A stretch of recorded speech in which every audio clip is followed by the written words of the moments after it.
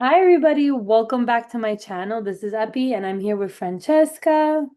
And we're here to give you the what I'm currently reading and my favorite books of the year so far.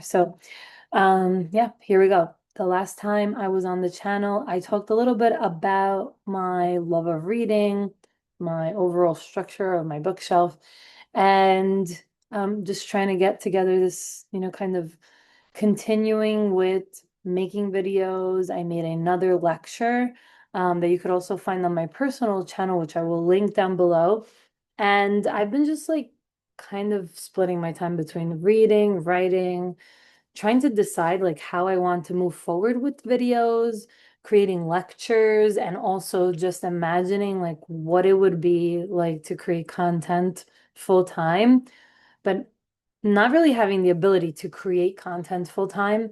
So doing it part time in a way. So if you don't see me as frequently, I apologize. I know like I love to see content frequently from my favorite creators. I know that that's how they get all of the acknowledgments.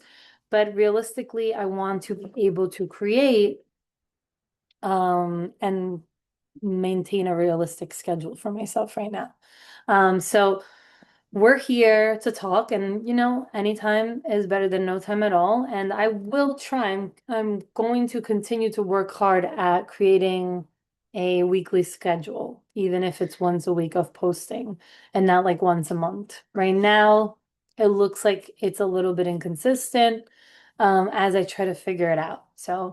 I hope that you still enjoy this video and that we can chat a little bit. So, I am a mood reader. I think I mentioned the last time. Yes, I did. I am a really bad mood reader, and I find it that this year has been a really, really bad one for mood reading. Just wanting to read it all at once, reading too many at a time, but also sometimes just like, like you have that feeling like you read the best book ever, and then you want one to match that best book ever energy, and then it doesn't happen, right? So that's where I am right now. So I'm going to start with like my favorite books of the year as of now, and then tell you a little bit about what I'm currently reading. So I'm going to go on my Goodreads. Mima. Franny, what's your favorite book? What's your favorite book? Can you tell everybody what's your favorite book? Where's the book about the baby? Franny has a sign language book that she really loves. I don't know where it is. Somewhere here. She loves to read stories with mommy, right? Yes, yes, yes, yes. She's kind of shy right now because she just woke up from a nap. So we have our bookshelf in the back. You just see the side of it right now. And if you look at my first video, I kind of give a nice view of the bookshelf. And yeah, maybe sometime I'll do like a more in-depth bookshelf tour. So, what are my favorite books of the year so far? So, without a doubt, we start with, did I read no, I read The Outsiders last year. Did I? I read The Outside. I don't know why I feel like I read The Outsiders this year when I read it last year. And I just keep talking about it all the time. Like I can't stop thinking about that book. But yeah. So My Friends I read this year. Okay. So let's start from My Friends. First favorite book of the year, My Friends by Frederick Backman. I love this book, and this is one of my Goodreads. And I'll just put a little image over here. Um, but My Friends is it's the story almost of redemption and adulthood and kind of finding who you're meant to be despite like what society says you are. And it's also like that idea of don't judge a book by its cover because you do not know what people go through. What are the circumstances that have led them to become who they are today and how they can make amends with their past. And so it's just so realistic. It's so well written.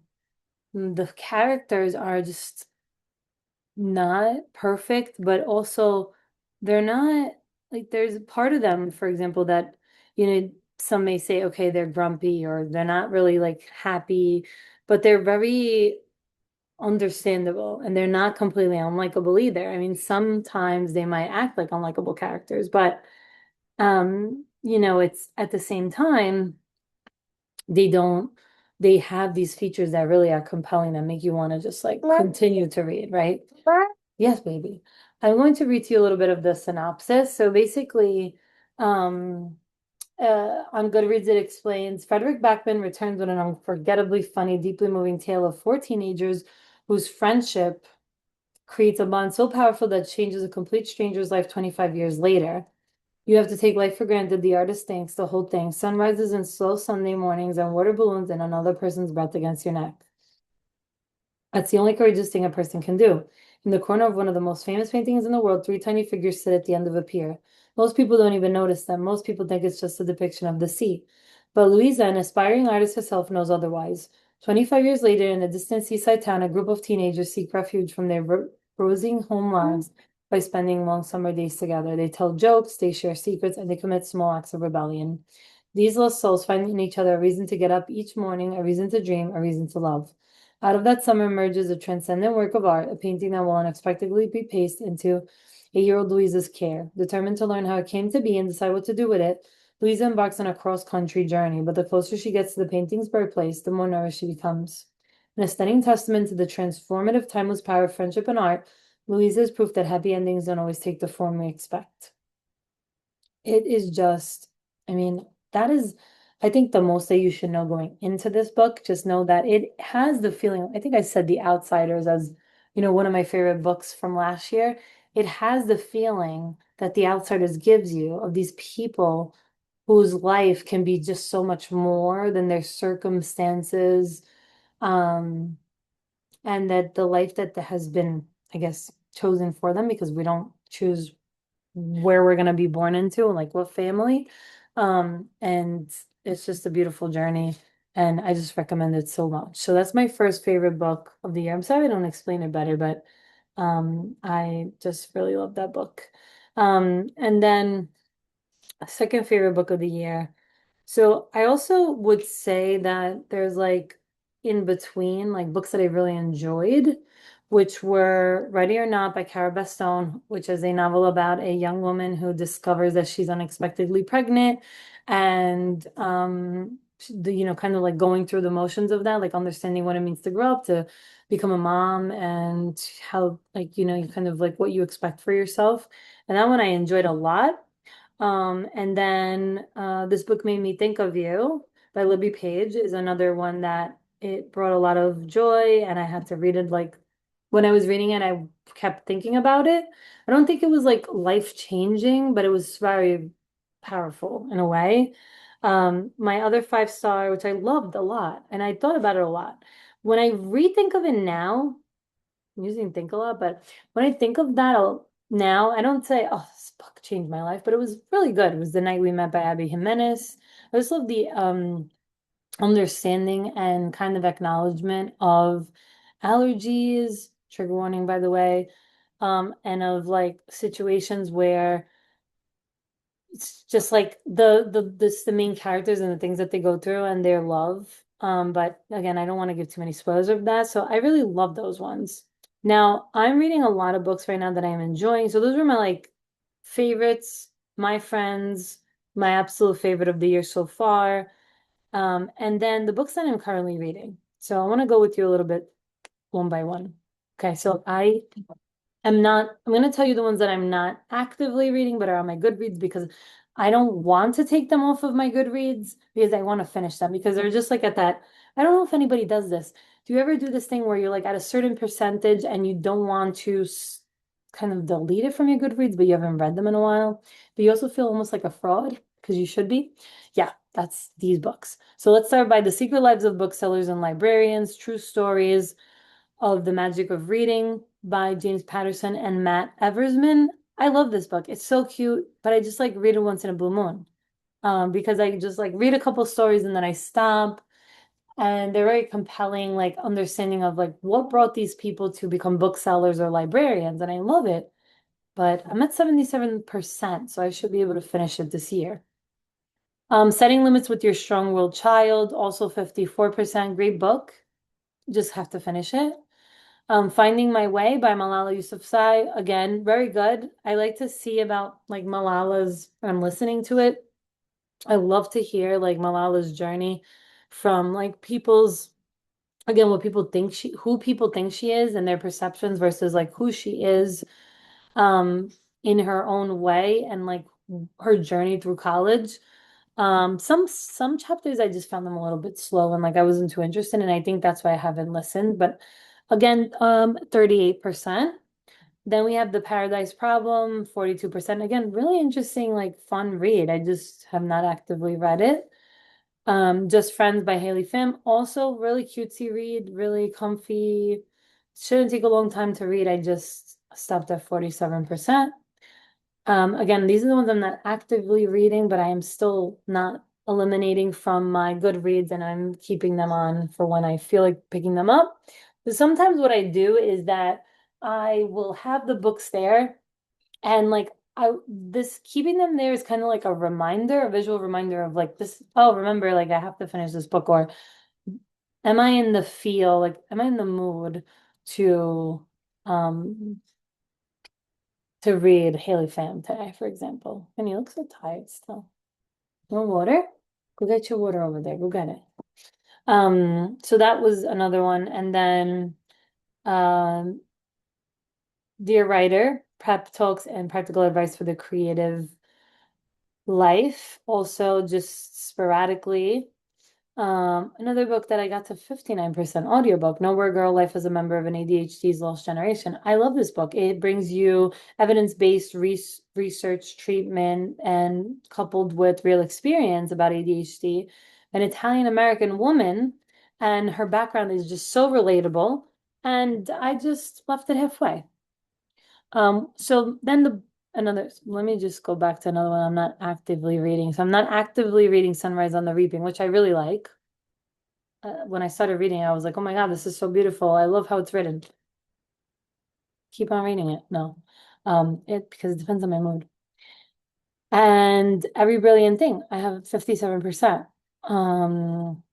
So that's those are just like not actively reading right now, but they're there and I want to finish them. So now for the books that I have on my currently reading and that I'm currently reading that I pick up more often. And kind of just trying to pick up more often. And I'm enjoying. I just have my moments. So yours truly, I actually would say that I haven't actively read that in a couple of weeks, maybe 2 weeks. But it's one that I'm like, this is such a good book. Someone study my brain. And so that one, right?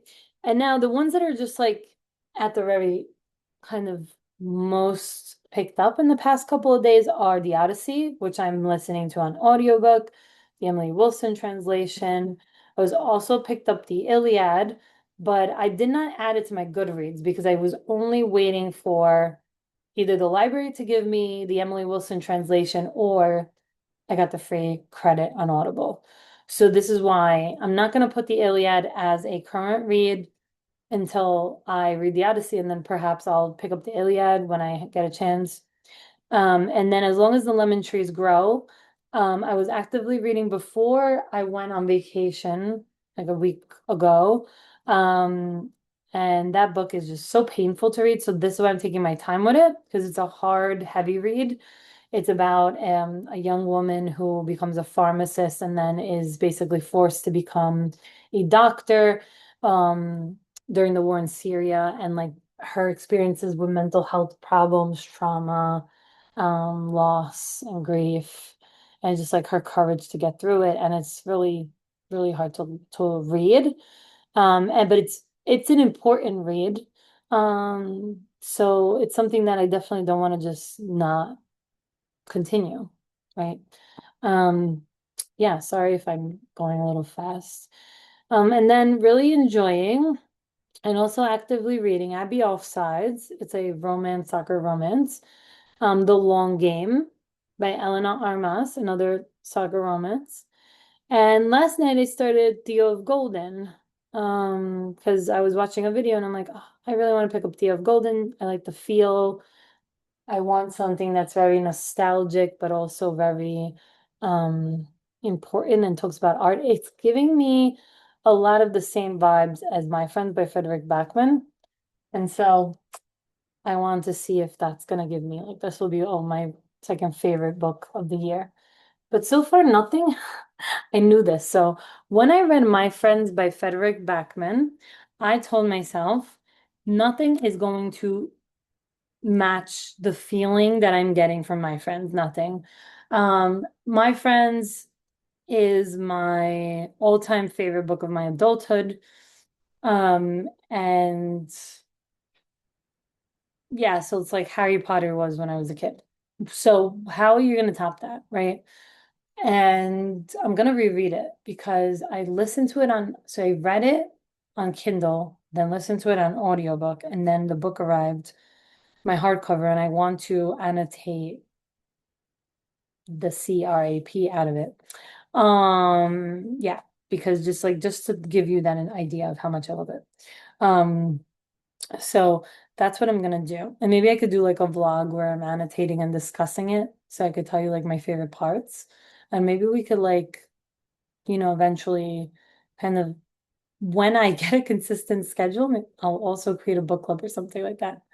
But tell me, what are your favorite books of the year so far? What are you currently reading? Where are my mood readers at? Are you guys this bad? I mean, this is bad, right? Um, I think I'm just not gonna like, there's that feeling sometimes it's like, are you gonna find your next 5-star reads? And I love those videos where people are like, I can't find the 5-star read. And it's kind of exhausting. I've also learned how to ride the wave. Sometimes books are not going to be your 5-star reads. It's going to take a while for you to find your next best thing, and it's okay. Like as long as you're enjoying it. And I do agree with all those people that say don't read just because you bought the book and then feel miserable, right? So I'm so glad I got to make this next video, and I hope to see you again soon. Bye.